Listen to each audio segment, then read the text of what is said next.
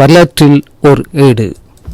அது அமீருல் மோமினின் உமர் ரலியல்லாஹு அன்ஹுடைய ஆட்சி காலம். அவர்களின் கவர்னர்களில் ஒருவர்தான் உமைர் இப்னு சஅத் ரலியல்லாஹு அன்ஹு அவர்கள். இவர்களை மதீனாவுக்கு வரும்படி உமர் ரலியல்லாஹு அன்ஹு அவர்கள் அழைத்திருந்தார்கள். அவர் தனது ஊன்றுகோலை எடுத்துக்கொண்டு பல நாட்கள் கால்நடையாகவே நடந்து மதீனா வந்து சேர்ந்தார். அவர் அங்கு வந்து சேர்ந்த பொழுது அவர்களின் நிறம் மாறியிருந்தது, தலைமுடி வளர்ந்திருந்தது, முகத்தில் புழுதி படிந்திருந்தது. அவர்களை கண்டதும் ஹலீஃபா அவர்கள், நீர் நடந்தா வந்தீர், நீர் பிரயாணம் செய்வதற்கு ஒரு வாகனத்தை கூட நன்கொடையாக தரும் ஒருவராவது அங்கு உமக்கு கிடைக்கவில்லையா என்று கேட்க, அம்மக்கள் தரவும் இல்லை, நான் அவர்களிடம் கேட்கவும் இல்லை என்றார் கவர்னர்.